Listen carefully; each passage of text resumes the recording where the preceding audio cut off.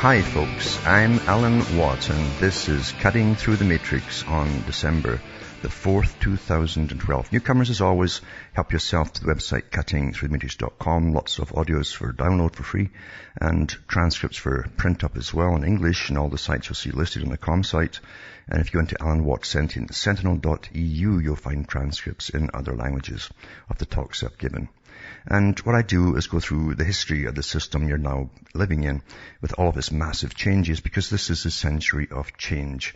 And the century of change was an academic expression used for the last 50 years or so, quietly and behind closed doors often, between faculty members at the top, certain agencies, and of course certain governmental agencies as well. Because this was a time for the big plan for the global society, the proper society, the society that should be here, run by the proper people, experts at the top and all that, was to come into being, and the public were to be trained incessantly through all kinds of means, through education, all kinds of propaganda, through all your movies, through all your dramas and television. You get the messages on PC updates, political correct updates.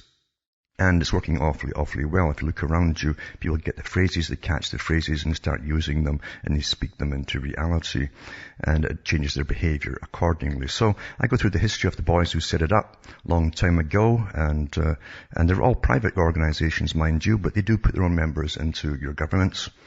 And in fact, they run the governments and the bureaucracies too across the world, and have done for 100 years. But you're living through the biggest changes to hit the planet for an awful long time, to do with scientific training and indoctrination of the general public across the world. Standardization.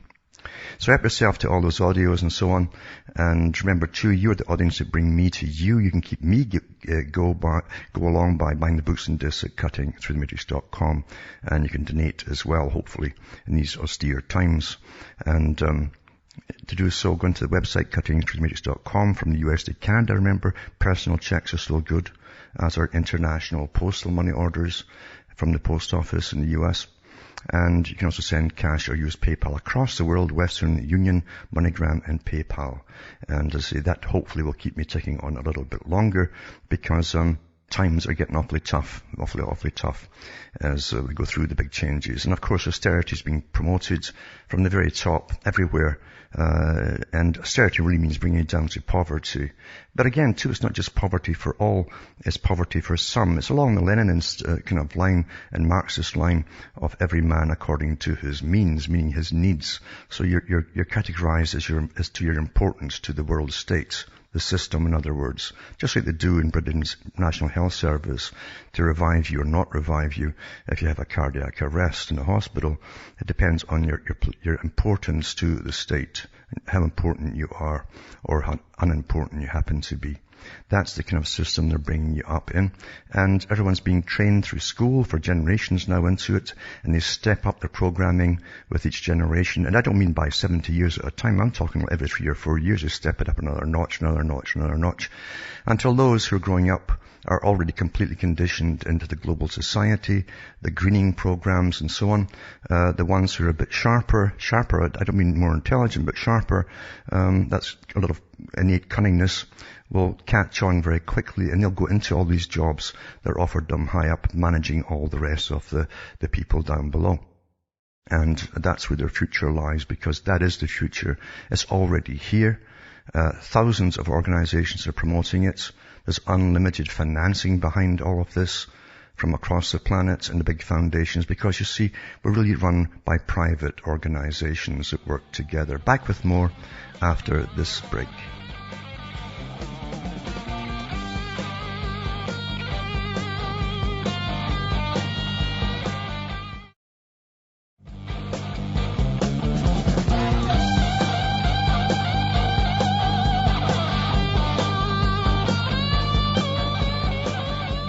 Hi folks, I'm Alan Watt. We're cutting through the matrix, talking about the big system we're in and how it's always pushing the same agenda to not just globalization, multiculturalism, and standardization of a new culture still to come along the old ex-Soviet model. That's really how it's going to be. Political correctness and obedience from all the people down below, and in the middle all masses of bureaucrats and government agencies running our lives, and the fascist elite at the top that run all the corporations. And that's how it was set up to be. And of course, most folk will accept their position in life because that's how they've done it in the past. These have all been done in the past, these things in other countries, other times, and they know exactly what to tweak and what works and what doesn't work. So it's definitely on the move now. Now, part of it too is to start making you pay just like a head tax basically. You pay for existing. Pay taxes for existing, for the privilege of existing, in fact, because eventually it'll be a privilege because they want to kill you all off, at birth. And so if they allow you to exist, it's a privilege to exist. You're using up their resources, apparently. And if you're not a really good producer, then they'll mark it off with little accountants and so on. They'll come up with a sum and put a big zero next to you, and that's it. You're ticked off. And I'm not kidding about that, because eugenics is a big thing. They've exposed this in the plans put out by the military for NATO and the British military. I've given you the 90-odd day plans came out a few years ago, and 90-page reports about the future. It's going to boil down to a few city-states, even in America. And there'll be people just dying off, basically. They don't say much about the people outside, the primitive savages like Brave New World would have it. But they'll die off, supposedly. And these people, the proper people, will be allowed to live on into some glorious utopic future. So anyway, in the meantime, they want to tax the blazes out of you to continue with their plans until they get to that stage, because we're building them all kinds of things now across the planet. And we're redistributing the wealth too. Again, the communist line they're using. And as a plank of the manifesto, redistribution of wealth, remember. And that's what charities used to be for. That's why they kicked out a lot of these charities, especially the religious ones. And now the government just takes your money and doesn't ask you, do you mind giving this cash away to some other company across the world, some corporation. And we accept this now because it's been done gradually until it's become the normal. Your governments act like bankers themselves, because they are go-betweens at least, because they borrow from the IMF, the World Bank, and so on, and then to give to other countries, but they put you down as collateral to pay it off, just in case anything happens. And even when they write it off in third world countries, it's still down on the nation's debt. It's added to the nation's debt, so you all have to pay it off anyway. Then their government happily gives them another loan and another loan. This has been going on my whole life. I've watched it my whole life, this nonsense. And it's been worked out, you see, because when they signed the United Nations Charter, that was part of the deal with every government setting up a branch under the United Nations and a representative in their governments to deal with the IMF and to get these loans to hand out across the world. Started off with the Bank for International Settlements and Reconstruction, and then it came into the OECD, and they've got another name for it now too, but it's still on the go.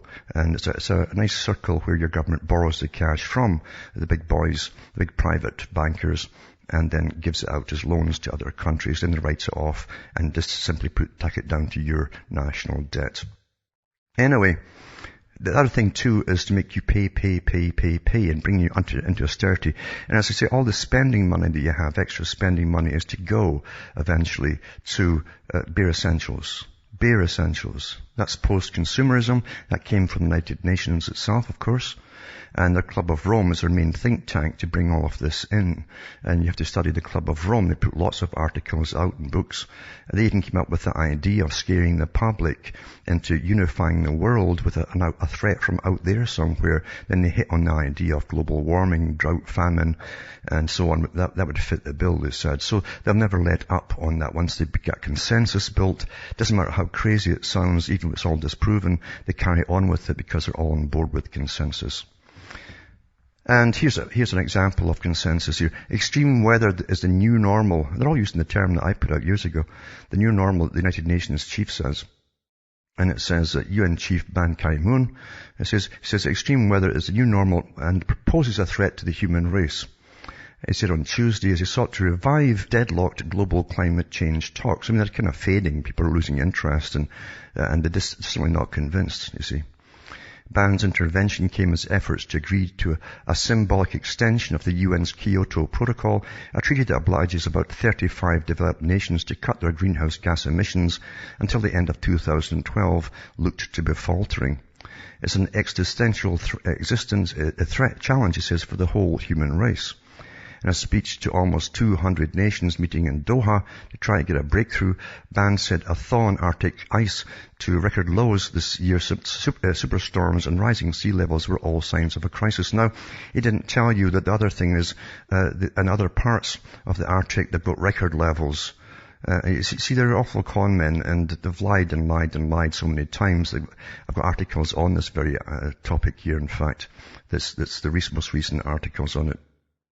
And the sea levels aren't rising because when they do physical ones, not the computer models and that all project things, physical ones show there's no rise in sea levels at all. Anyway, as I say, they're on consensus. It wouldn't matter if God himself came down and said that they'd have to nuke them. It says that abnormal is the new normal, he told delegates at November 26 December talks. He said, this is the last time, you know, this is what he said the last time. Anyway, it says here, he had signs of change were apparent everywhere from the United States to India, from the Ukraine to Brazil, and drought has decimated essential global crops. Well, drought comes every so often, and it's always been like that. And storms come every so often, and it's always been like that. And, of course, they pick on the one or two of the century as though it was a brand new occurrence. Anyway, it says, Robert Stavins, director of Harvard University's Environmental Economics program, said there was some hope that an accord could be struck in 2015 despite past setbacks, because they're after a lot of millions and millions of dollars from all the countries that's going to supposedly help. It's amazing how money is always a cure to every problem, isn't it? And Ban said that Kyoto was a viable model, even though Russia, Japan and Canada are pulling out, leaving a group led by the European Union and Australia that could account for only 15% of the world's greenhouse gas emissions. Now, greenhouse gas, as they're talking about it, encompasses everything, including water vapor off the sea and everything else, remember. The CO2 is a tiny, tiny gas that everything gives off, you know. And but this is the con they came up with, what I pay for the right to breathe out, I suppose. Maybe you can breathe in, but you can't breathe out. And it says the defectors say Kyoto is no longer relevant because emerging nations led by China and India will have no targets to curb their soaring emissions from 2013. And the United States, the second biggest emitter behind China, never ratified the Kyoto. Ban also said that rich nations should step up aid to help the poor cope with climate change after a $10 billion a year funding program promised for 2010 and 12 runs out, he says. That's really the money they're after. And he wants 100, they want more than that. They want says world leaders, including President Barack Obama, set a separate goal of $100 billion in aid from 2020 at a Copenhagen summit in 2009, but did not set goals for 2013 to 2019 because of the economic slowdown. But anyway, the fact is, money, and it's nothing to do with what he's saying. It's not to help the poor either in countries that are suffering in their back and forth seasons that they get in various parts of the world. It's to get into big corporations, to pay big corporations big money for a lot of windmills and stuff that last a few years, fall to pieces, and then the guys move on to some other government handout in the greening system. So I'll put this up tonight too, and I'm sure lots of folk have seen through it, the whole scam of it all. And some of the top politicians who are all for it have actually said it's a scam. Doesn't matter if all the science is fake. It'll help equalize and distribute wealth across the world.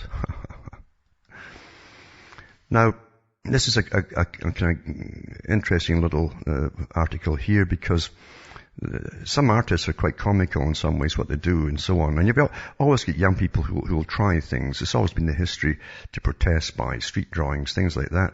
But this is an artist in New York who managed to get into the computer system and put up his posters. And it's about, you'll see the posters of a drone going over the people I guess in the States, and dropping bombs on them, just to stimulate talk about should the police have drones in the first place as we become militarized. Anyway, drone poster artist is arrested. NYPD does not find satire amusing, it says. And it says, the guy who put it up has been arrested, it says. Essam Attia, 29 years old, was hit with 56 counts of criminal possession of a forged instrument, grand larceny, possession of stolen property, and weapons possession after allegedly having an unloading .22 caliber revolver under his bed at his Manhattan apartment when he was arrested early Wednesday. Authorities said Attia planted dozens of ads and display cases around the city between September the 14th and 16th. Many of them even used his artist's signature, Essam. He even put that on it, silly guy, eh? Despite his efforts to remain anonymous, or semi-anonymous, it says he gave up putting the posters and other evidence led investigators in the Manhattan District Attorney's Office and the NYPD to identify the prankster as a local artist, the sources said. So he's out on bail for $2,500 cash, but they're not bad posters actually. I'll put it up tonight and you can have a look. And hopefully it did, I don't know if it would do it there in New York, but it would start the discourses going elsewhere, I think, if you tried the same kind of thing. Now, tonight starts a NORAD exercise, a big one apparently, and it's to do with an exercise planned at the North American Aerospace Defense Command and its geographical components is having an exercise tonight. Back with more on this one after this break.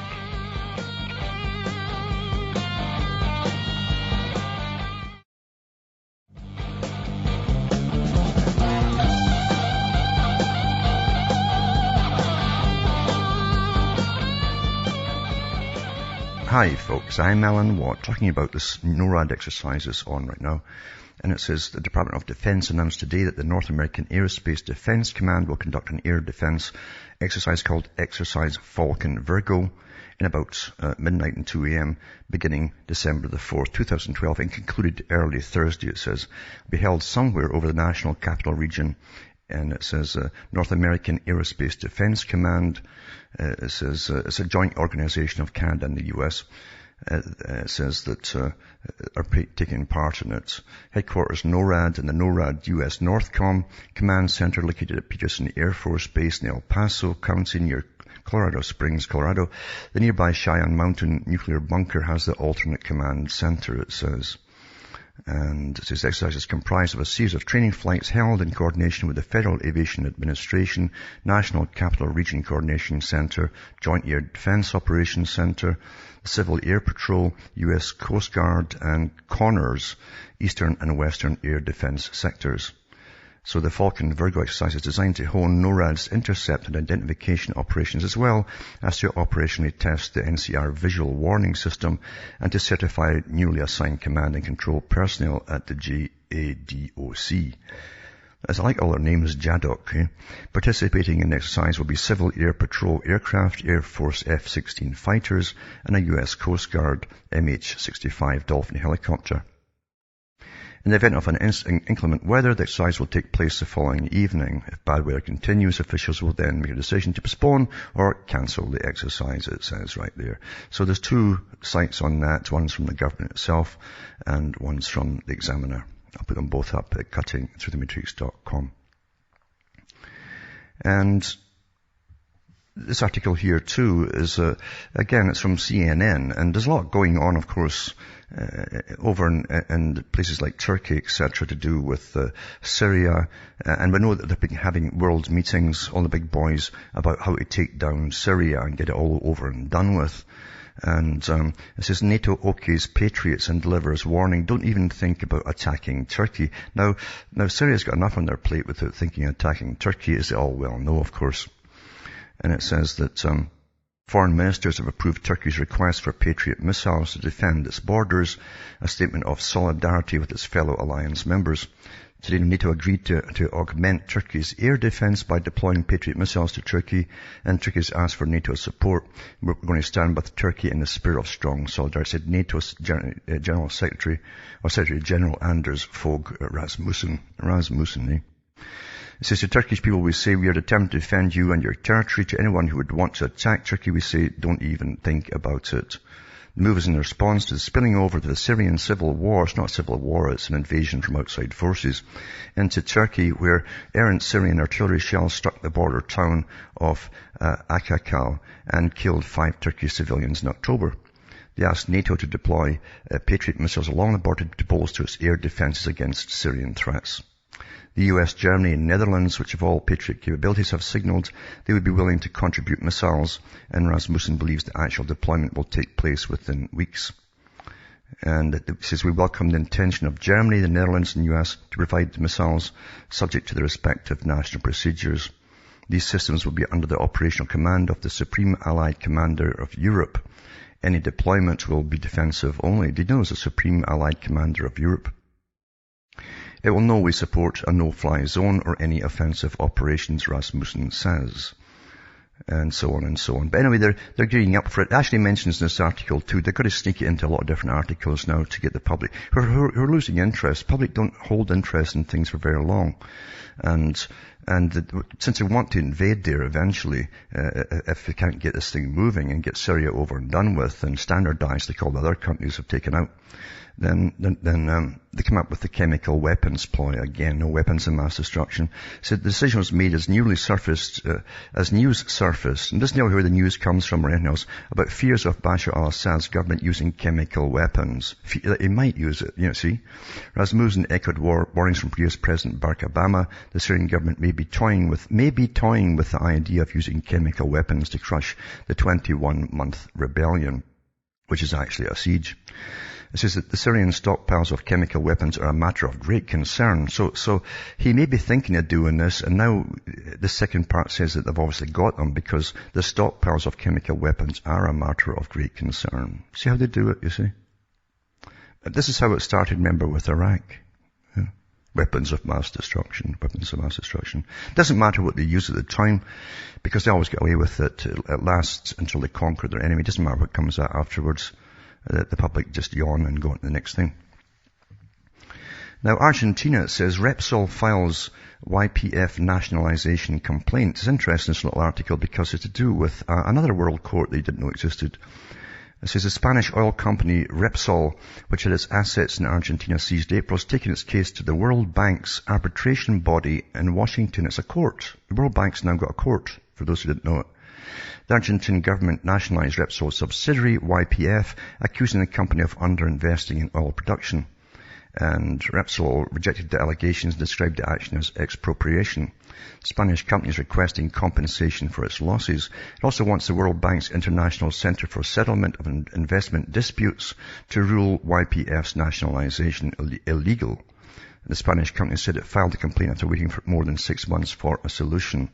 Before the Argentine government's move, Repsol had 57.4% of YPF's shares. So anyway, now you've got a court to do with the World Bank, for those who didn't get it, as well as we've got a World Criminal Court now too, where you go there if you see certain things, thought crimes and speech crimes. Back with more after this.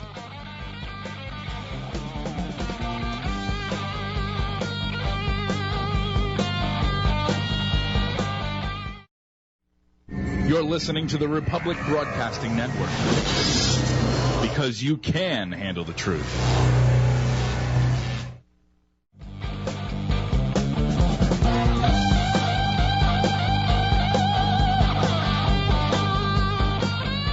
Hi folks, I'm Alan Watts, going through the Matrix here, and here's an article too about how some countries are dealing with antisocial types that live amongst populated neighbourhoods and cause their neighbours problems. And it says Amsterdam residents with record of harassing their neighbours will be exiled, the city's mayor announced. After being forced out, they will live under police supervision in special container housing units with only basic amenities.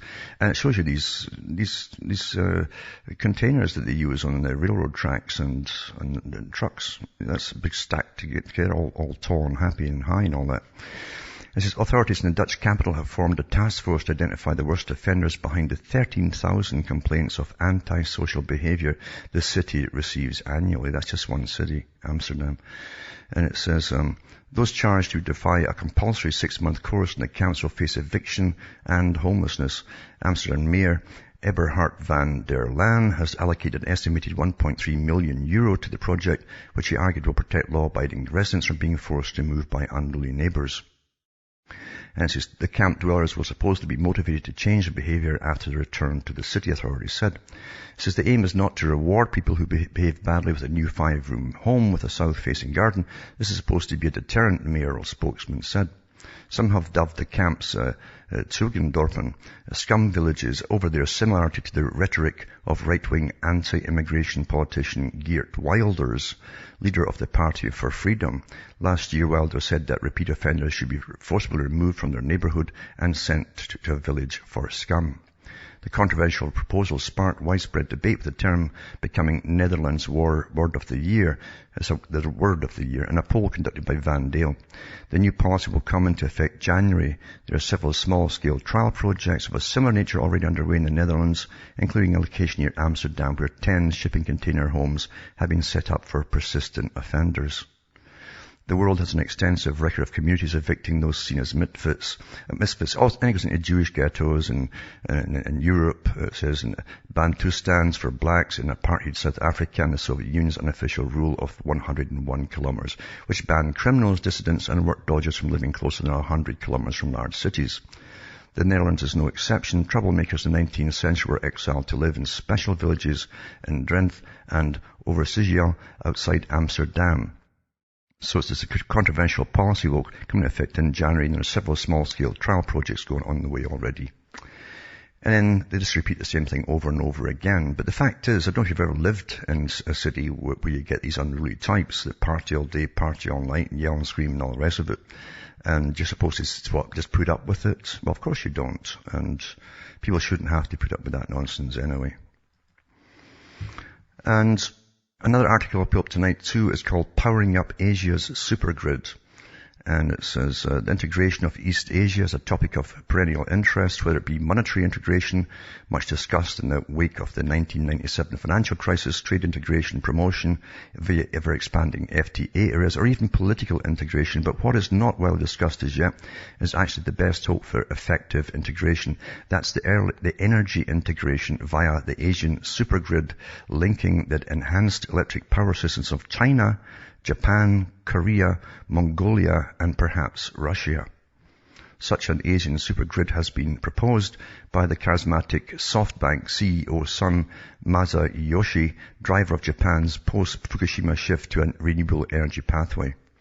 The first steps towards the Asian supergrid were taken in October when SB Renewables, Sun's new subsidiary specializing in renewable energy, announced an agreement with a company in Mongolia, Newcomb, to develop a site in the Gobi Desert for a giant wind farm. So across the world, they're getting all into it. The same thing, massive grants. I mean, you can't lose with these grants, even if you go bankrupt, because obviously all the cash doesn't go down the drain from the company. It goes into your pockets. And this guy's going from one grant to another, just changing their company name. Anyway, this is their big ideas, you see. This is the age of big ideas. It's got to be big, global, you see. So they want world grids and area grids that all connect together into the world grid. And I'll put this up tonight as well. And these things are all on the go. I mean, they're all starting them all off. And whether they really even get finished, who knows? It won't matter, because they'll all have made a stinking profit off it. Also, I've mentioned how, even the Federal Reserve Chairman talked about gross wellness, rather than GDP, talked about gross wellness, happiness and wellness. And this is a big thing that's taken off because it was designed to take off, of course, from the top down as they get us used to austerity. And they keep putting out little blurbs in all the newspapers, mainstream papers, on little countries you've never heard of, most folk. And they get a smiling picture, PR shot with a few people there are natives. And they've always got signs behind them in English, strangely enough, and with the 4 points or the 6 points or whatever it is of gross well-being, you see. Just for PR, just to get you used to, this is how you get used to ideas, you see. You see them and you don't think much of them. It goes into your subconscious and prepares you for the next one. And then when your government says you've got to go in this way, you go along with it. They've already got it going big time in Britain with agencies that are now getting paid big bucks to go around people's doors and do these summaries with them and do little visits. How are we today, Mr. So-and-so?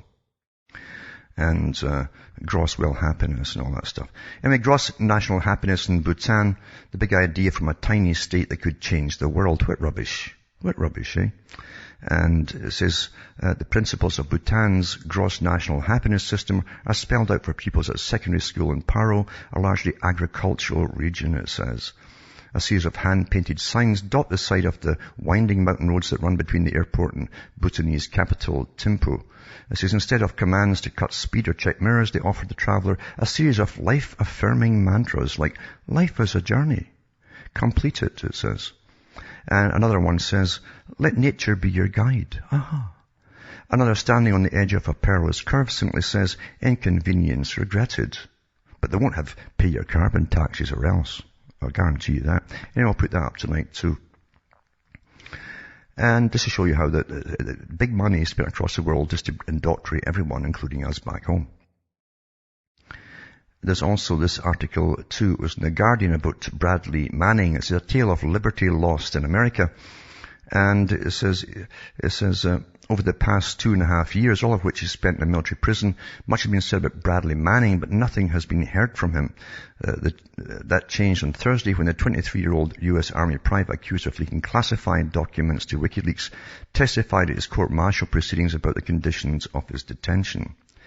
The oppressive borderline torturous measures to which he was subjected included prolonged solitary confinement and forced nudity, have been known for some time. A formal UN investigation denounced these conditions as cruel and inhumane. But mind you, the UN doesn't mind them using torture across the world for terrorism.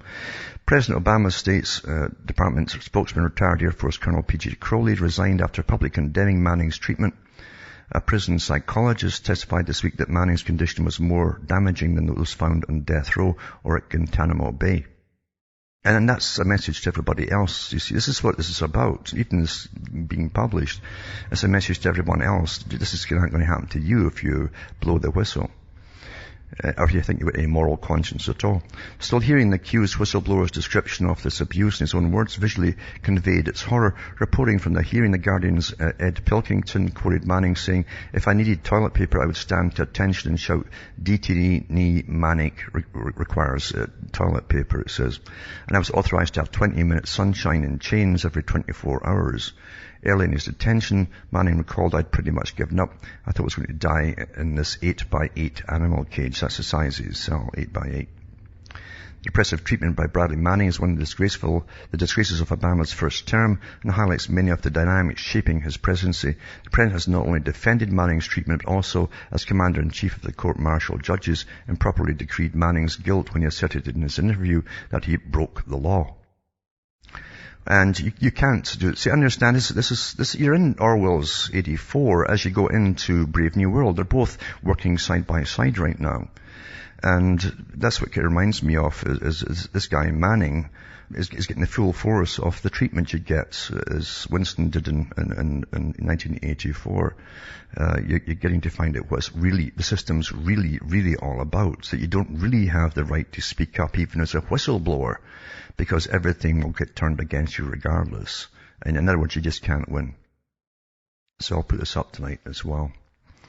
And as we go into this new system designed to destroy all that was, to bring in the new, remember, that's what they say at the top. It's like Theodor Adorno that was set up in an organization that came from Germany and it moved into the US and Britain actually. And they were given the task after World War II of redesigning the culture of the Western world, but especially America, where they said that there could be a resurgence in America of a Nazi kind of fascism. And so they were given leeway and orders actually by the government, US government, to design a new culture for America. That went into schooling, through everything, education. They listed all the things that made a culture great and powerful, like having strong family, strong community, strong people, strong culture and nation. And they decided they had to destroy all of it to make it safe for certain others. And it's on the go still today. He said that they would do all of it. All had to be utterly destroyed, including the culture right down to not just paedophilia and so on, but down to literally having things off with dead bodies, he actually said.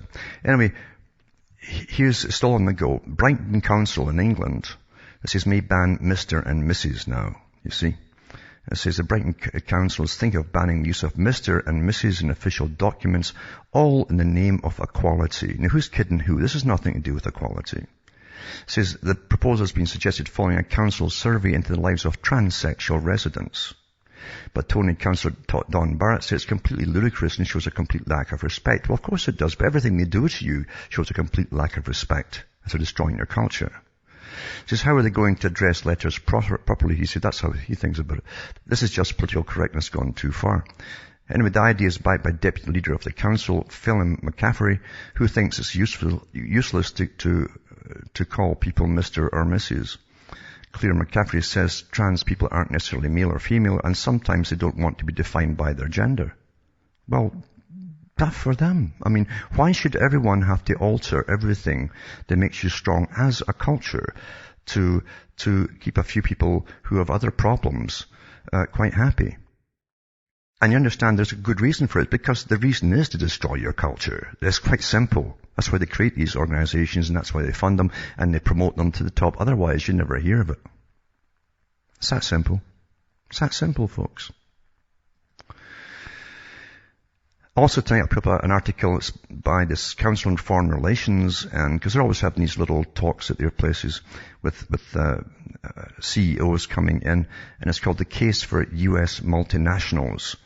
I don't think it will touch, mind you, on the fact that a lot of them, even though they're making massive profits abroad, are also getting handouts from the U.S. taxpayer all the time, corporate welfare. But anyway, that the Chevron CEO giving a talk, and I'll put that up tonight as well.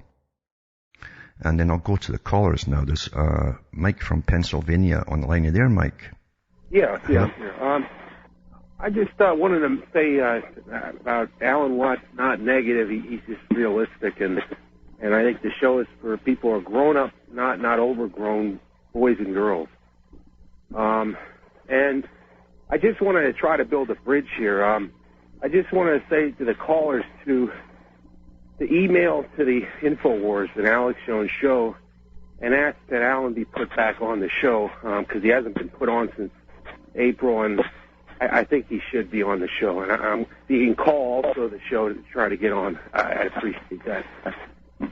Because I think his callers would be very interested to know in some of the things that you talk about. For example, you were on the Best of Alex Jones tape in 2009. You were on early 2009. This was when I first started to hear about Alan Watts.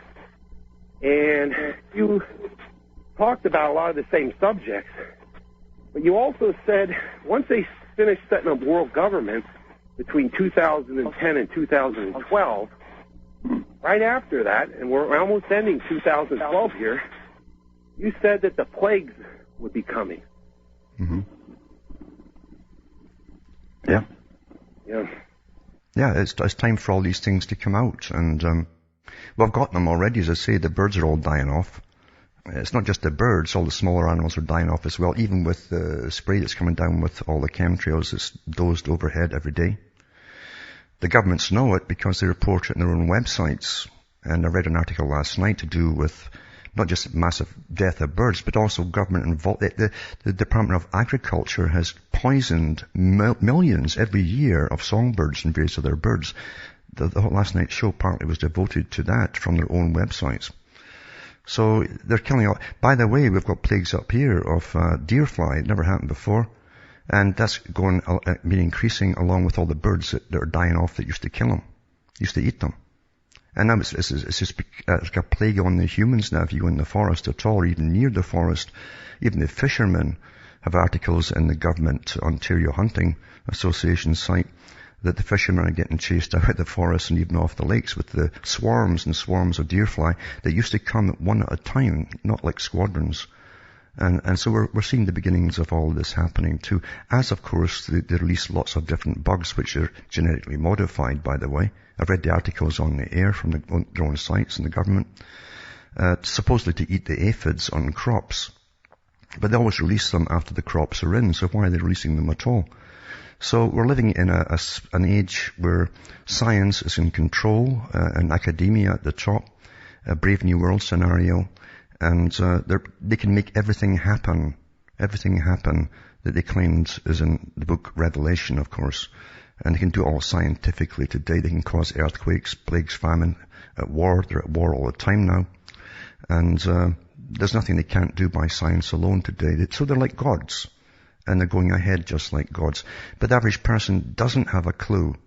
They haven't a clue that if I just sat 24 hours a day for 5 years daily, going through all the organizations, the multi-thousands into the millions of organizations are all working towards this global agenda, I still couldn't get it all done. That's what you're facing. It's already done. Yeah, because you had mentioned about the model they use for the Middle Ages where monks would do counts of the dead from the plague. Mm-hmm. And I thought you were referring to some more of a bigger event where there's mass calls with big plagues maybe coming next year. Mm. No, not mass kill. I'd never give predictions about mass kills just coming just like that or next year. I never do these jokes because I see all these people who do that as jokers, or they're selling a book or something. But no, I never do that. You will get them. The boys at the top have every kind of disease under the sun. You can't even imagine. They've modified everything. Canada leads the world in bacterial and viral warfare and has done since World War II.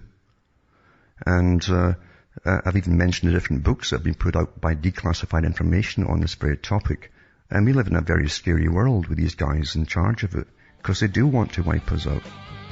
But thanks for calling back after this break.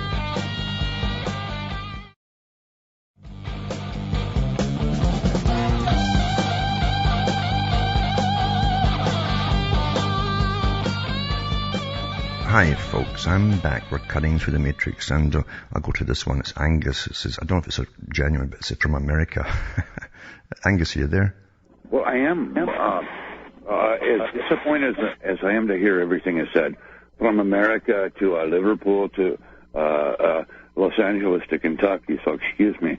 But we were just looking at JFK and seeing the 11th month and the 22nd day, which adds up to 33. That's right in front of our faces, okay? Can you tell me about that? About the number 33? Well, Dealey Plaza was the first Masonic temple in Dallas. Yeah, I know that, and it was just there was actually a tri-waterway there in even older times, in fact, and of course the 33rd parallel degree, and also that you also find the courthouse there is right at the bottom of that triune part 2. Top of the courthouse you still have the little dragons there, those little serpents. To the left of the courthouse you got a pyramid top when you look at it. So it's completely highly symbolic, no doubt about it, yeah. But let's just talk about the facts. I mean, secret societies, okay? What is that? Don't be a sucker. The movie that is out there that just wants to show from World War II right after 1947 about they don't want the Jews talking to the Masonics, and how they need to stick together. But I don't buy all the Jewish stuff. I don't go for that. No, I mean, in fact, the High Lodge, one of the highest lodges is in Israel, and they send their top Masons from Canada and the States over they all make journeys to the Grand Lodge in Israel. And what's interesting too, if you look at your Maryland, the new IRS office there, they've got a pyramid outside the doors in the little plaza part of it. And I've got the 2 pillars next to it, and also it's identical to the one they've got in Israel. Identical to. Why is that? The whole system of brotherhoods is ancient. And one of my books, in fact, I put through the so-called great temples they had in ancient times, even the one in Judea. And I show you the ones in Greece and elsewhere, which were identical, really, and even older, some of them. And it was the same brotherhood back then, in the very high levels of things, I think, that you have today too. And there could be a separate group altogether who are breeding in with themselves above all of this, actually, and running all sides of all of this. But it's very, very old, there's no doubt about that. But thanks for calling. From Hamish myself from Ontario, Canada, it's good night to me, your God, or your gods go with you.